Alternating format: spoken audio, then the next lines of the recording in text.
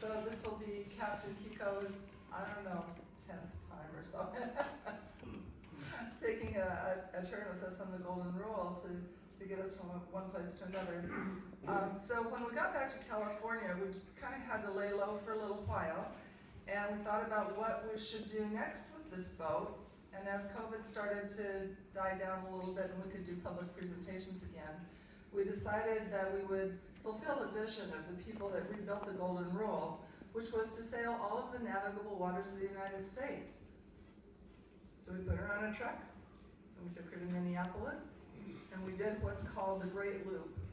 And ordinarily with the Great Loop, you start somewhere maybe along the middle of the country, and you go down the center of the country, around the tip of Florida, up into the East Coast, and one of several ways into the Great Lakes, and then you come back down the center of the country. So, I mean, we started in an unusual place. Minneapolis is not on the Great Loop, but we had a very good Veterans for Peace chapter there, and they said, please come. And after some convincing, we did. And that's where we started. Got the boat put back together again. Thanks again to Kiko, who played a big role in doing mast maintenance and getting it back together again. So now, we went down the center of the country and around the tip of Florida. We had a good visit in Cuba.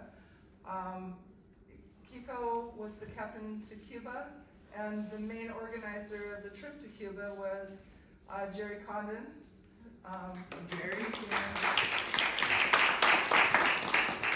Jerry's back on the board of directors of Veterans for Peace, and he's still the president of the Golden Rule Committee. And so, you know, we come into places like this, and New York has been great. You know, just like a lot of the cities where we are, we got a mayoral proclamation of welcome. That happened today, right after the boat took off. A little late, but that's okay.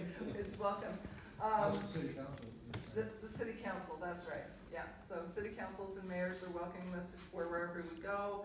In a lot of the places where we go, the city passes a resolution in favor of the Treaty on the Prohibition of Nuclear Weapons and other measures to stop the possibility of nuclear war, the back from the brink measures. And then we also, you know, we feel like new communities are forming, new fabrics of social action are forming wherever we go, because maybe you all didn't know each other, maybe some of you didn't know some of the others of you. You come to something like this, and then you see each other in another place, and you go, oh yeah, I met you at this Golden Rule event, right? So we're having an impact.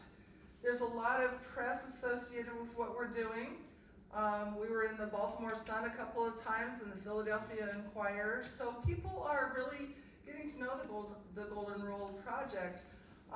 And you know how the film took place during Fleet Week in San Diego. Well, we just did Fleet Week here. Same thing, you know, the parade of ships is coming by and the Golden Rule was out there. So we have some very nice pictures of the Golden Rule with these big warships going by, and our message of peace in contrast to their message of let's have war and weapons of mass destruction. So it's been a wonderful week here in the Big Apple, and I'm really happy to see so many people turning out and so many people organizing and helping us to move ourselves along and get the message out about let's get rid of nuclear weapons before they get rid of us.